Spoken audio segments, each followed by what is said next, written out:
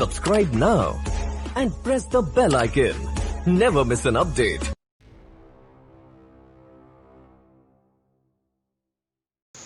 Hi dear students, welcome to my class. എല്ലാവർക്കും സുഖല്ലേ? എനിക്കും സുഖമാണ്. അന്ന് ക്ലാസ്സിലെടുത്തത് നമ്പർ പാറ്റേണും നമ്പർ സീക്വൻസും ഒക്കെ ആയിരുന്നു അല്ലേ? എല്ലാവരും മനസ്സിലായിട്ടുണ്ടാവും എന്ന് വിചാരിക്കുന്നു. എക്സസൈസ് പ്രോബ്ലംസ് ഒക്കെ ചെയ്തിട്ടുണ്ടാവും എന്ന് വിചാരിക്കുന്നു. ഇനി നമ്മൾ ഇന്ന് എടുക്കാൻ പോകുന്നത് അരിത്തമെറ്റിക് സീക്വൻസ്, സമാന്തര ശ്രേണികൾ എന്താണ് എന്നുള്ളതാണ്. അത് നമ്മൾ പറഞ്ഞതുപോലെ തന്നെ സമമായിട്ട് അന്തരം വരുന്ന ശ്രേണികളാണ് അരിത്തമെറ്റിക് സീക്വൻസസ്. ഇത് തുടങ്ങുന്നത് ഏത് നമ്പറും ആവാം, പക്ഷെ പിന്നീടുള്ള ആ നമ്പർ ശ്രേണിയിലെ നമ്പറുകളൊക്കെ നമുക്ക് ഒരേ സംഖ്യകൾ കൂട്ടി കൂട്ടി പോകുന്നതായിരിക്കണം. അല്ലെങ്കിൽ മറ്റൊരു രീതിയിൽ പറയുകയാണെങ്കിൽ നമ്മൾ ഒരു ശ്രേണി എടുത്തു കഴിഞ്ഞാൽ ആ ശ്രേണിയിൽ തൊട്ടടുത്ത് വരുന്ന രണ്ട് പദങ്ങൾ തമ്മിൽ ഡിഫറൻസ് നോക്കിക്കഴിഞ്ഞാൽ, വ്യത്യാസം നോക്കിക്കഴിഞ്ഞാൽ നമുക്ക് കിട്ടുന്നത് ഒരേ സംഖ്യ ആയിരിക്കണം. അങ്ങനെ കിട്ടുന്ന സീക്വൻസിനെയാണ് നമ്മൾ അരിത്തമെറ്റിക് സീക്വൻസ് എന്ന് പറയുക.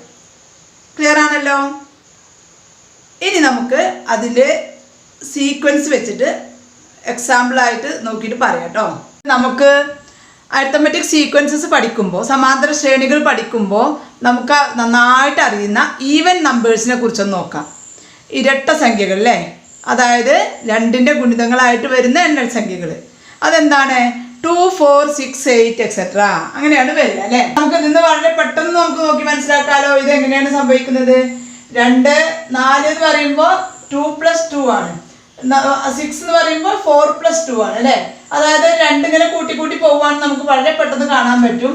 എന്നാലും നമ്മൾ പുതിയത് പഠിക്കല്ലേ, അപ്പോൾ നമുക്ക് എന്ത് ചെയ്യാം, ഈ അടുത്തടുത്ത ടേമുകൾ തമ്മിലുള്ള ഡിഫറൻസ് എന്താണെന്ന് നോക്കാം. 4 - 2 എന്ന് പറയുന്നത് 2 ആണ്. 6 - 4 എന്താണ്? 2 ആണ്. 8 - 6 എന്ന് പറയുന്നത് എന്താണ്? 2 ആണ് അല്ലേ. അപ്പോൾ നമുക്ക് എന്ത് കിട്ടിയിട്ടുണ്ട്? ഇവിടെ അടുത്തടുത്ത പദങ്ങൾ തമ്മിൽ മൈനസ് ചെയ്ത് കഴിഞ്ഞാൽ 2 ആണ് കിട്ടുന്നത് അല്ലേ. ഇനിയിപ്പോൾ നമുക്കറിയാലോ ഈവൻ നമ്പേഴ്സ് നമുക്ക് വളരെ ഈസി ആയിട്ട് പറയാം. 8 കഴിഞ്ഞാൽ 10, 12 അങ്ങനെ ആയിരിക്കും അല്ലേ. അപ്പോൾ 10 - 8 നമുക്ക് എന്തെന്നെയാണ് കിട്ടുക എന്നറിയാം, 2 ആണ് കിട്ടുക എന്നറിയാം. അപ്പോൾ വ്യക്തമായിട്ട് നമുക്കറിയാം ഇതിൽ അടുത്തടുത്ത പദങ്ങൾ തമ്മിലുള്ള ഡിഫറൻസ് എന്താണ്? 2 ആണ്. പൊതുവ്യത്യാസം അല്ലെങ്കിൽ കോമൺ ഡിഫറൻസ് എന്ന് നമ്മൾ പറയാം, ആ ഡിഫറൻസിനെയാണ്.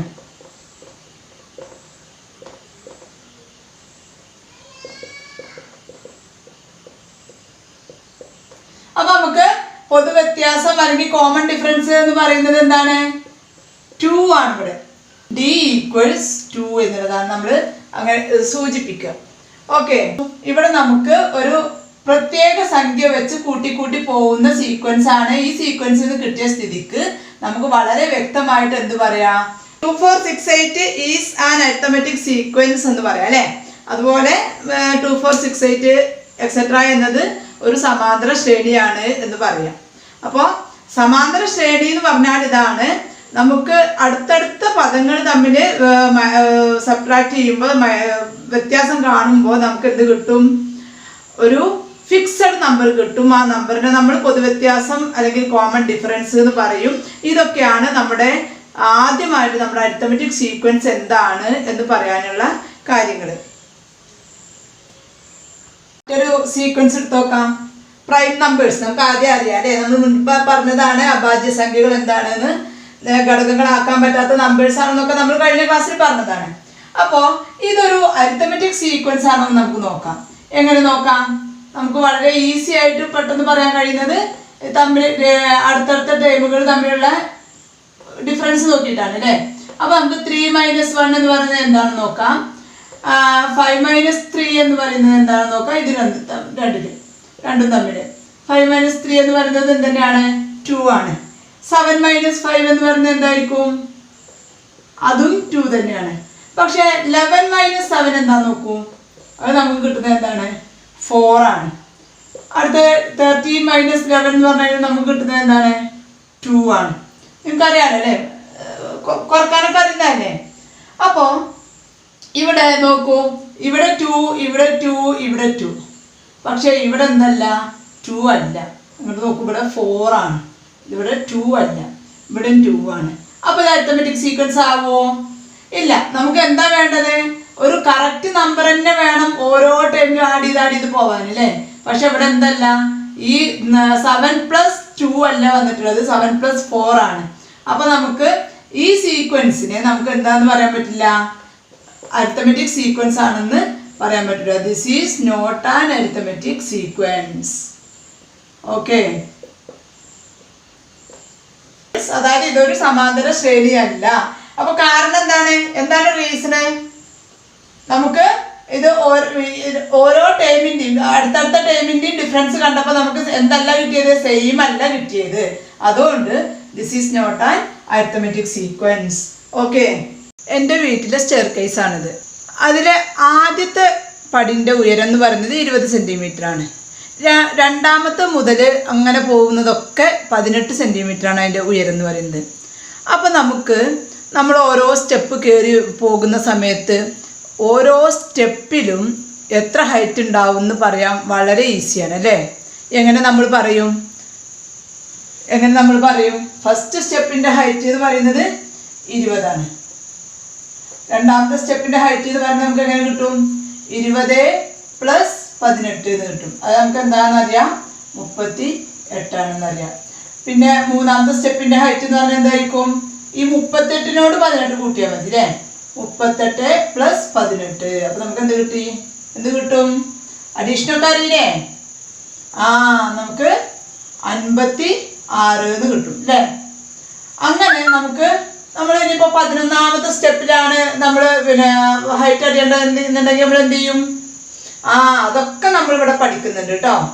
അപ്പോൾ അത് നമുക്ക് അടുത്ത ഭാഗത്ത് നിന്ന് മനസ്സിലാക്കാൻ കഴിയും. എത്ര ഹൈറ്റ് ആണെന്നുള്ളതും നമുക്ക് മനസ്സിലാക്കി എടുക്കാൻ കഴിയും. നമുക്ക് ഇതൊന്ന് സീക്വൻസ് ആയിട്ട് എഴുതി കഴിഞ്ഞാൽ, അരിത്തമെറ്റിക് സീക്വൻസ് ആയിട്ട് എഴുതി കഴിഞ്ഞാൽ എന്തായിരിക്കും?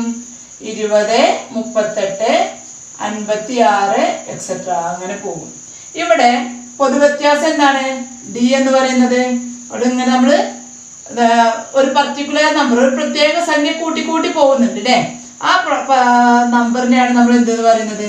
18. അതായത് നമ്പറിനെയാണ് നമ്മൾ കോമൺ ഡിഫറൻസ്, അതായത് പൊതുവ്യത്യാസം എന്ന് പറയുന്നത്. ക്ലിയർ ആണല്ലോ?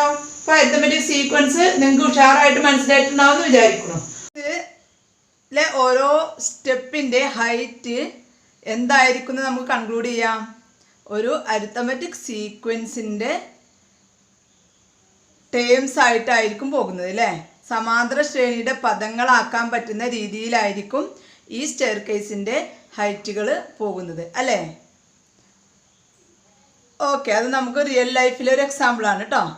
അപ്പോൾ ഇനി നമുക്കൊരു ക്വസ്റ്റ്യൻ നോക്കാം. Check whether the sequence of odd numbers is an arithmetic sequence.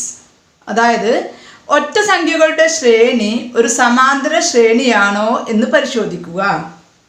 അപ്പോൾ നമ്മൾ എന്ത് ചെയ്യും? ഒറ്റ സംഖ്യകളുടെ ശ്രേണി എന്ന് പറഞ്ഞാൽ നമുക്കറിയാം അല്ലേ. എന്താണ്? 1, 3, 5, 7 എക്സെട്ര ആണല്ലോ അല്ലേ.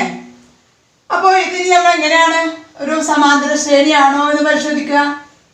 യെസ്, തൊട്ടടുത്ത നമ്പേഴ്സ് നമ്മൾ മൈനസ് ചെയ്ത് നോക്കണം അല്ലേ. 3 - 1 എന്ന് പറഞ്ഞു കഴിഞ്ഞാൽ എന്ത് ചെയ്യണം? 2. 5 - 3 എന്തെന്നെയാണ്? 2.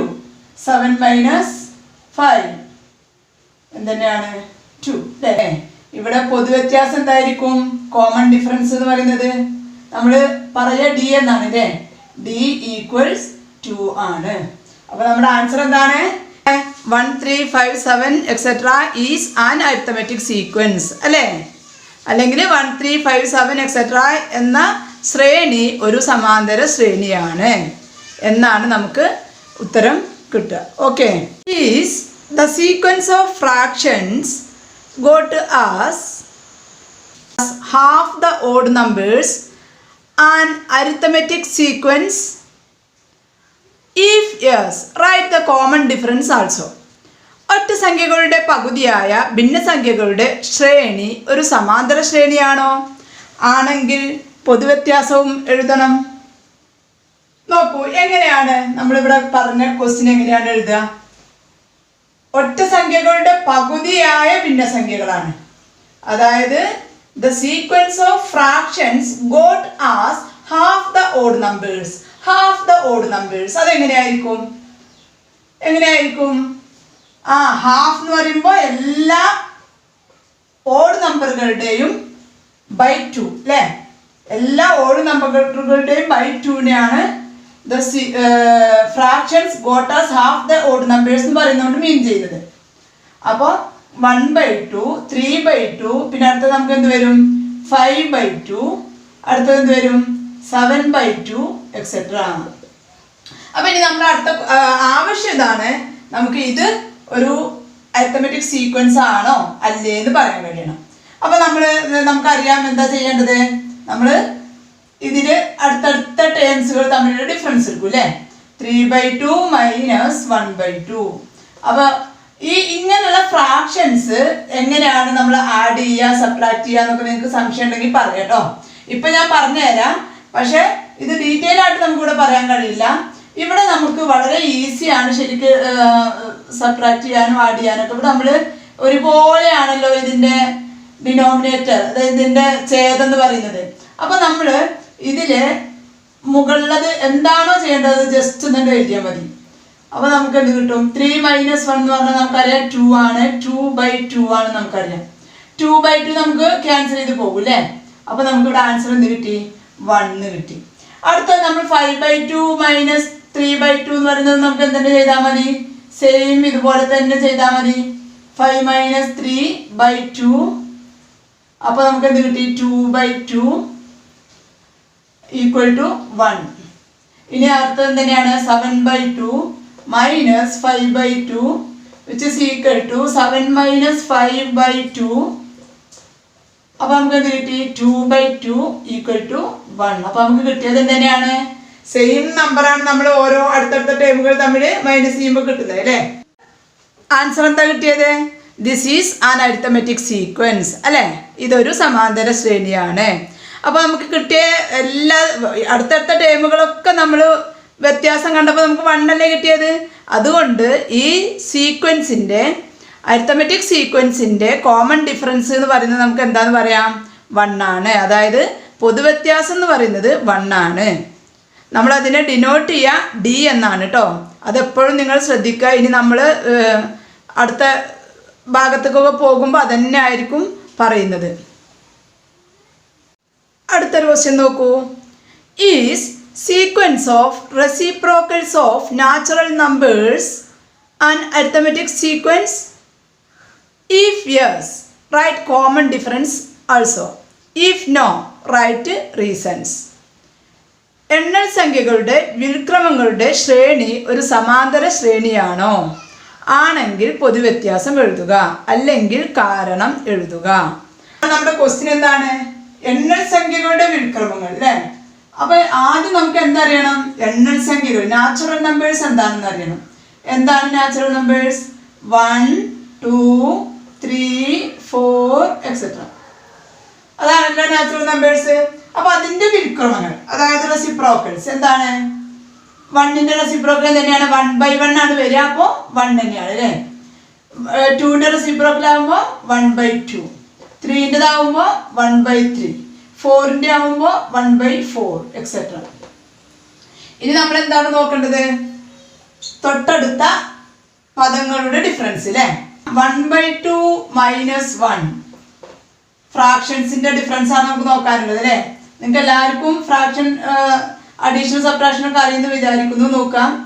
ഇവിടെ നമ്മൾ ചെയ്യേണ്ടത് പല രീതിയിലും ചെയ്യാം. അപ്പം ഞാനിവിടെ പറയാൻ പോകുന്നത് 1/2 മൈനസ് 1 എന്നുള്ളതിനെ നമ്മൾ ഇങ്ങനെ ഇവിടെ ഒരു 1 വിചാരിച്ച് ഇതും ക്രോസ് മൾട്ടിപ്ലൈ ചെയ്യുന്നത്. അപ്പോൾ 1 × 1 മൈനസ് 1 × 2 എന്ന് പറഞ്ഞാൽ 2 ഡിവൈഡഡ് ബൈ 2 × 1 നമുക്ക് എന്ത് കിട്ടി? 2 എന്ന് കിട്ടി. ഈ ഒരു മെത്തേഡിൽ ചെയ്യുമ്പോൾ ഏത് ബുദ്ധിമുട്ടുള്ളവർക്കും ഇങ്ങനെ വിചാരിച്ചാൽ മതി. അടിയിലൊന്നും ഇല്ലെങ്കിൽ ബൈ 1 ഇട്ട് കൊടുക്കുക. ഉണ്ടെങ്കിൽ ആ നമ്പറിനെ പരസ്പരം അങ്ങോട്ടും ഇങ്ങോട്ടും ക്രോസ് മൾട്ടിപ്ലൈ ചെയ്യാം. അടിയിലുള്ളത് നമ്മൾ എന്താ ചെയ്യുന്നത്? അവ തമ്മിൽ മൾട്ടിപ്ലൈ ചെയ്യുന്നത്. അപ്പോൾ 1 - 2/2 എന്ന് പറഞ്ഞാൽ നമുക്കറിയാം -1/2 ആണ് അല്ലേ? 1 - 2 എന്ന് പറഞ്ഞാൽ ഞാൻ നേരത്തെ പറഞ്ഞിട്ടുണ്ട്, വലുതിൽ നിന്ന് ചെറുത് കുറച്ച് വലുതിന്റെ ചിഹ്നം ഇടുക. അപ്പൊ എന്ത് കിട്ടും? -1/2 എന്ന് കിട്ടും. അടുത്ത നോക്കൂ, 1/2 - 1/3.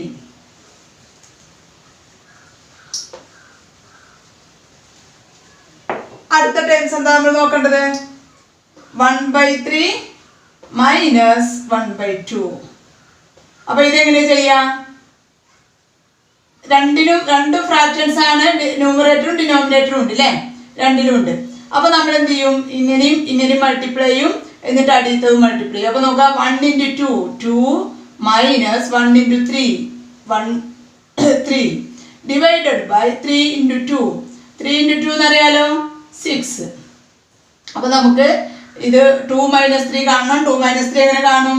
വലുതിൽ നിന്ന് ചെറുത് കുറച്ച് വലുതിന്റെ ചിഹ്നം ഇടുക. എന്താ കിട്ടുക? 3 - 2 എന്ന് പറഞ്ഞാൽ നമുക്ക് 1 കിട്ടും.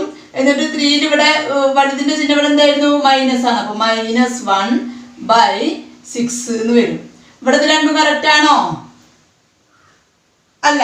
ഇവിടെ എന്താണ് അവസ്ഥ? നമുക്ക് അടുത്തടുത്ത പദങ്ങളുടെ ഡിഫറൻസ് നോക്കിയപ്പോൾ നമുക്ക് കിട്ടിയ ആൻസറുകൾ സെയിം അല്ല അല്ലേ? അതുകൊണ്ട് നമുക്ക് എന്ത് പറയാം? ഇതൊരു അരിത്തമെറ്റിക് സീക്വൻസ് അല്ല, ഇതൊരു സമാന്തര ശ്രേണിയല്ല. Answer is the difference between 2 consecutive terms is not the same, so it is not an arithmetic sequence. അതായത് അടുത്തടുത്ത പദങ്ങളുടെ വ്യത്യാസം ഒരേ സംഖ്യയല്ല, അതുകൊണ്ട് ഇതൊരു സമാന്തര ശ്രേണിയല്ല. നോക്കൂ, നമ്മൾ രണ്ട് ഡിഫറൻസേ നോക്കിയിട്ടുള്ളൂ അല്ലേ? നമുക്ക് വ്യത്യസ്ത ആൻസർ കിട്ടിക്കഴിഞ്ഞാൽ പിന്നെ കൂടുതൽ നോക്കേണ്ട ആവശ്യമില്ല. സാധാരണ നമ്മൾ ഒരു അരിത്തമെറ്റിക് സീക്വൻസ് ആണോ നോക്കുമ്പോൾ സെയിം നമ്പറാണ് കിട്ടുന്നതെങ്കിൽ 3 പ്രാവശ്യം നോക്കാറുണ്ട് അല്ലേ? ഇപ്പോൾ പിന്നെ ഈ കേസിൽ നമുക്ക് എന്ത് ചെയ്യേണ്ട ആവശ്യമില്ല, 3 പ്രാവശ്യം നോക്കണ്ട, ജസ്റ്റ് 2 പ്രാവശ്യം മാത്രം നോക്കിയാൽ മതി കേട്ടോ. അപ്പോൾ തന്നെ നമുക്ക് ഈക്വൽ അല്ല കിട്ടുന്നതെന്നുണ്ടെങ്കിൽ വളരെ പെട്ടെന്ന് നമുക്ക് ആൻസർ പറയാം. ഇതൊരു സമാന്തര ശ്രേണിയല്ല. ഓക്കെ, നോക്കാം. The algebraic expression of a sequence is xn equals n³ minus 6n² plus 13n minus 7.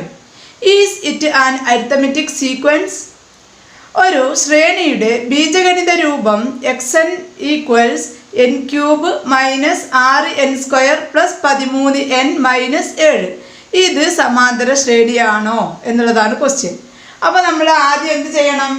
ആദ്യം നമുക്ക് ഇതിൻ്റെ ആദ്യത്തെ 2-3 ടേംസ് കണ്ടുപിടിക്കണം അല്ലേ? അപ്പോൾ നമുക്കൊന്ന് ചെയ്ത് നോക്കാം. എങ്ങനെയാണ് ടേംസ് കണ്ടുപിടിക്കാം? ആദ്യത്തെ ടേം എങ്ങനെ കണ്ടുപിടിക്കും? ഓക്കെ, നമ്മൾ n-ന് 1 കൊടുത്തു കഴിഞ്ഞാൽ നമുക്ക് ഒന്നാമത്തെ പദം കിട്ടും. x1 1³ ഇവിടെ n ഉള്ളിടത്തൊക്കെ നമ്മൾ എന്ത് ചെയ്യുക? 1 കൊടുക്കുക. 1³ മൈനസ് 6 × 1² പ്ലസ് 13n ഉള്ളിടത്ത് 1 കൊടുക്കൂ, minus 7 which is equal to 1 minus 6 plus 13 minus 7. ഇവിടെ നമുക്ക് അഡീഷനും സബ്ട്രാക്ഷനൊക്കെ ഈസി ആക്കാൻ സൗകര്യം ഒരേ ചിഹ്നമുള്ളത് നമ്മൾ ആദ്യം ആഡ് ചെയ്തിട്ട് പിന്നെ നമ്മൾ കുറക്കാനുള്ളതും ആഡ് ചെയ്ത് എഴുതുക എന്നുള്ളതാണ് അതിൻ്റെ സൗകര്യമായിട്ടുള്ളത് കേട്ടോ. ഇവിടെ 1 + 13 എന്നുള്ളത് ഞാൻ 14 എഴുതി, -6 -7 എന്നുള്ളത് അത് തമ്മിൽ കൂട്ടി മൈനസ് ഇട്ടു. അപ്പോൾ നമുക്കിവിടെ ആൻസർ എന്ത് കിട്ടി? 1 കിട്ടി. ഇനി n = 2 ആകുമ്പോൾ x2 എന്ന് പറയുമ്പോൾ നമുക്ക് എന്ത് കിട്ടും? n ഉള്ളിടത്തൊക്കെ 2 കൊടുക്കണം. 2³ മൈനസ് 6 × 2² പ്ലസ് 13 × 2 മൈനസ് 7. അങ്ങനെ നമുക്ക് 2³ എന്ന് പറഞ്ഞാൽ 8 മൈനസ് 6 × 4 പ്ലസ് 13 × 2 എന്ന് പറയുന്നത് നമുക്ക് 26 എഴുതാം. 26 minus 7 which is equal to 26 8 34 minus 24 minus 7 എന്ത് വരും? 24 minus 7 which is equal to 34 minus 31 equals 3. n equal to 3 ആകുമ്പോഴോ x3 equals 3³ minus 6 × 3² plus 13 × 3 minus 7 which is equal to 3 cube 3 27 അല്ലേ 27 minus 6 into 9 plus 13 into 3 എന്ന് പറയുമ്പോൾ 3 9 ഒരു 3 39 minus 7 which is equal to ഈ 27 39 add ചെയ്തിട്ട് എഴുതിയാൽ മതി 6 66 വരും അല്ലേ 27 39 പിന്നെ 6 9 54 മൈനസ് 54 മൈനസ് 7 അതെന്തായിട്ട് വരും നമുക്ക് 66 മൈനസ് 61 എന്ന് വരും. അത് നമുക്ക് എന്ത് കിട്ടും 5 കിട്ടും.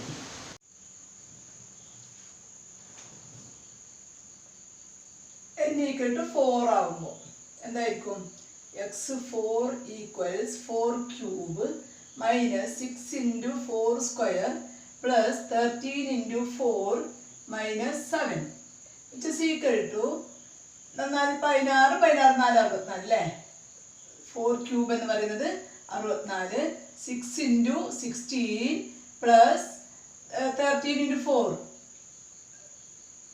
3 into 4 12 1 into 4 plus 1 5 minus 52 minus 7. Okay നമുക്ക് എന്ത് കിട്ടി ആൾജിബ്രൈക് എക്സ്പ്രഷന്റെ സീക്വൻസ് എന്ന് പറയുന്നത് 1 3 5 13 എക്സെട്ര എന്നാണെന്ന് കിട്ടി. ഇനി ഇത് അരിത്തമെറ്റിക് സീക്വൻസ് ആണോ അല്ലേ എന്നുള്ളതാണ് ക്വസ്റ്റ്യൻ. സെയിം നമ്മൾ എന്ത് ചെയ്തു തൊട്ടടുത്ത ടേമുകളുടെ ഡിഫറൻസ് കണ്ടു. 3 - 1 എന്ന് പറയുന്നത് 2 5 - 3 എന്ന് പറയുന്നത് 2 13 - 5 എന്ന് പറയുന്നത് 8 ഡിഫറെൻ്റ് ആയിട്ടുള്ള നമ്പേഴ്സാണ് കിട്ടിയത് അല്ലേ 2 2 8 എന്നുള്ളത്. സോ നമ്മൾ എന്ത് പറയും this is not an arithmetic sequence. ഇതൊരു സമാന്തര ശ്രേണിയല്ല. ഇവിടെ നിങ്ങൾ ശ്രദ്ധിക്കേണ്ടത് നമുക്ക് വ്യക്തമായി പറയാൻ കഴിയാത്ത ഒരു എക്സ്പ്രഷനാണ് കിട്ടുന്നതെങ്കിൽ നമ്മളൊരു 4 നമ്പർ നോക്കിയിട്ട് വേണം തീരുമാനിക്കാൻ കേട്ടോ. പെട്ടെന്ന് കണ്ടാൽ നമുക്ക് തന്നെ പറയാൻ കഴിയുന്ന സീക്വൻസാണ് നമുക്ക് തന്നിട്ടുള്ളതെങ്കിൽ ഒരു 3 ടേംസ് ഉപയോഗിച്ചുകൊണ്ട് തൊട്ടടുത്ത 2 കൺസിക്യൂട്ടീവ് നമ്പേഴ്സിൻ്റെ ഡിഫറൻസ് നോക്കി ഈക്വൽ ആണെങ്കിൽ നമുക്ക് ധൈര്യമായിട്ട് പറയാം, നമുക്ക് ആദ്യം അറിയുന്ന ഒരു സീക്വൻസ് ആണെങ്കിൽ. പക്ഷേ ഇങ്ങനെയുള്ളൊരു കേസിൽ നമ്മൾ അറ്റ്ലീസ്റ്റ് 4 പൊസിഷനെങ്കിലും കണ്ടുപിടിക്കണം. എന്നിട്ട് വേണം നമ്മൾ അത് അരിത്തമെറ്റിക് സീക്വൻസ് ആണോ അല്ലേ എന്ന് പറയാൻ. ഓക്കെ, പിന്നെ നമ്മൾ ഇതോടുകൂടി അരിത്തമെറ്റിക് സീക്വൻസ് എന്ന് പറയുന്ന ചാപ്റ്ററിലെ സീക്വൻസ് ആണോ അല്ലേ എന്ന് കണ്ടുപിടിക്കുന്ന ക്വസ്റ്റ്യൻസ് നമുക്ക് ഇതോടുകൂടി കഴിഞ്ഞു. ഇനി നമ്മൾ അരിത്തമെറ്റിക് സീക്വൻസിൻ്റെ കുറേ പുതിയ കാര്യങ്ങൾ നമുക്ക് പഠിക്കാനുണ്ട്. കുറേ കാര്യങ്ങൾ നമുക്ക് ചെയ്യാൻ കഴിയും. ഒരു സീക്വൻസ് അരിത്തമെറ്റിക് സീക്വൻസ് ആണെങ്കിൽ നമുക്ക് ഒരുപാട് കാര്യങ്ങൾ ചെയ്യാൻ കഴിയും. അതിനെക്കുറിച്ചാണ് അടുത്ത ക്ലാസ്സിൽ ഡിസ്കസ് ചെയ്യുക കേട്ടോ. ഡിയർ സ്റ്റുഡൻസ്, മനസ്സിലായിട്ടുണ്ടാവും എന്ന് വിചാരിക്കണു. കൂടുതൽ പ്രോബ്ലംസ് ചെയ്ത് നോക്കുക എക്സസൈസിൽ.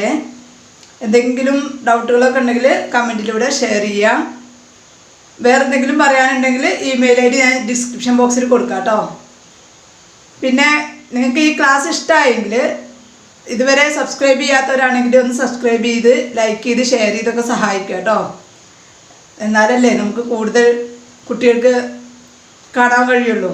അപ്പോൾ നിങ്ങൾ നന്നായിട്ട് ഷെയർ ചെയ്തൊക്കെ സഹായിക്കുക. എന്നാൽ ഇനി നമുക്ക് അടുത്ത വീഡിയോയിൽ കാണാം. ബൈ.